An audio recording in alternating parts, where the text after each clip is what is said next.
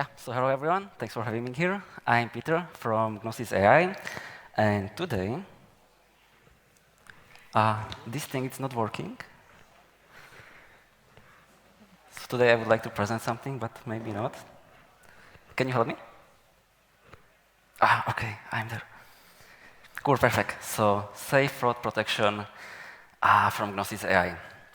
But before that, I like to have a few words about AI agents in general in Web3, because since ChatGPT was released, the AI agent use case in Web3 is just booming, right? Basically anything that can be automated by function calling with LLM is automated with function calling by LLM. And that's great.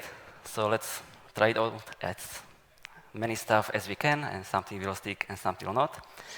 But what I do agree about is that AI is not just LLMs, and it's a huge field or many different subfields with many different use cases for many years before ChatGPT went out.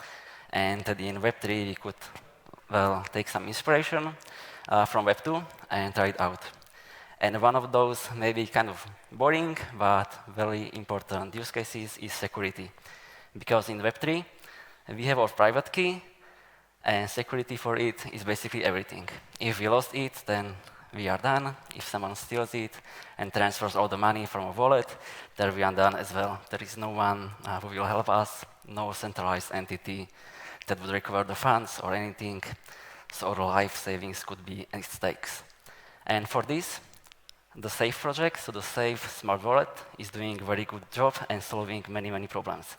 So we have possibility for multiple signers, for spending limits, for account recovery. So if you ever lost your private key, then your family or some closest friends can help you recover it.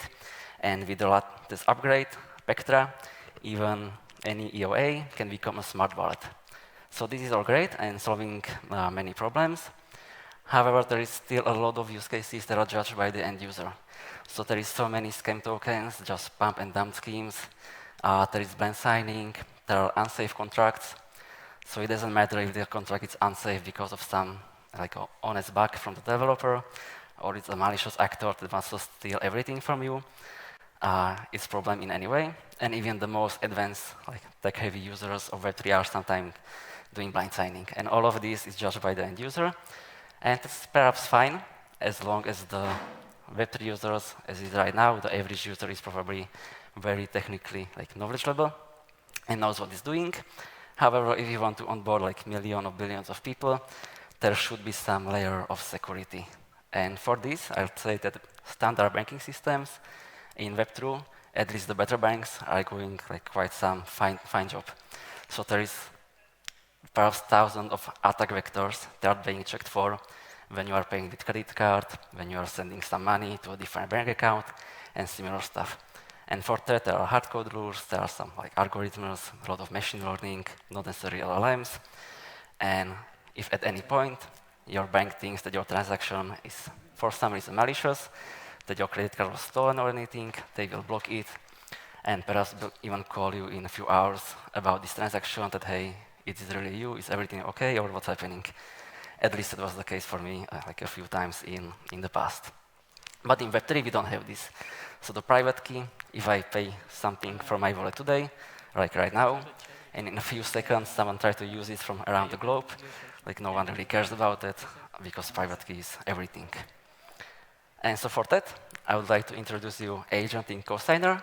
So basically an agent that is running 24/7, every day, every week, the whole year, and it's a co-owner in your safe. And whenever you create a new transaction, this transaction will go to the queue, and the agent will pick it up and verify it for you. And of course, he will check for many different attack vectors. So if for any reason your transaction was modified on the fly, for example, if you are hacked and it's not going to do what you want it to do, if there are any malicious addresses being on in this transaction, it will flag it. Or if there is any odd behavior. So if you are doing something, some kind of transaction that is not really in the pattern of your historic behavior, then it will also flag it and also warn you that, hey, there is perhaps some problem, you want to double check it. And after all of this, it will either approve or decline the transaction and send you a message about it to inform you why this happened, what it thinks is wrong, etc. So we can take a look at some examples that I tried out. So the first one, the green one, this is an example of a valid transaction that's OK. So what it says, everything is OK. The transaction involves swap of 250,000 euros for USDC with no indication of malicious activity. And on top of that, you will get a list of all the checks that the agent performs with some brief overview of what it's doing and why it's OK or not. And then, if this is OK, agent will just approve and perhaps even execute the transaction if you want to execute the transactions for you. And in this case, swapping even a large amount of euros for USDC is not really a big problem because both are well-known tokens. And if we swap them, then the money, the funds are still in our wallet. So really nothing big going on. However, in the second example, the agent is saying the transaction is flagged as potentially malicious due to the large amount being transferred to a new recipient address that has not been observed in the previous transactions. And again, a list of checks that the agent did.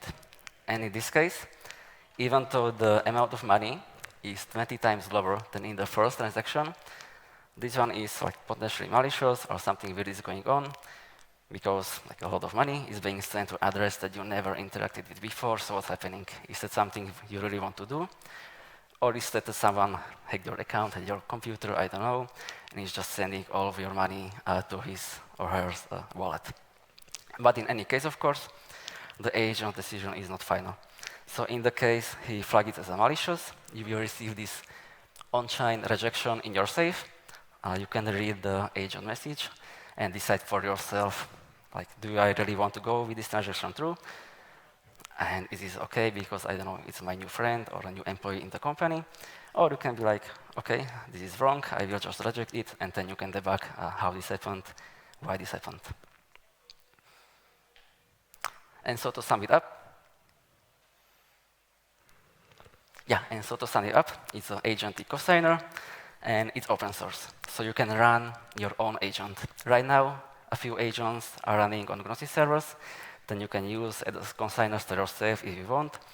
But of course, there is a big ask to add an agent as a consigner. So if you want, it's open source. You can check the code, and you can run your own agent if you prefer it.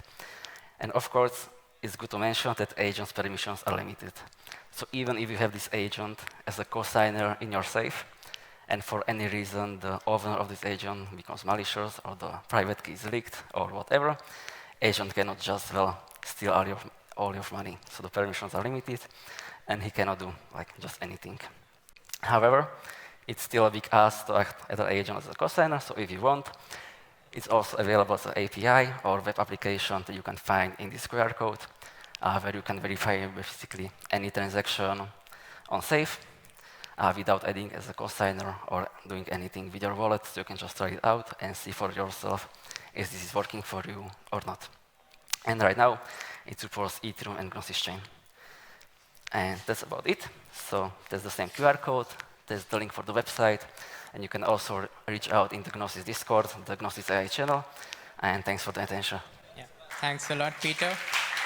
And we don't have time for questions, so feel free to reach out to him. Thank you.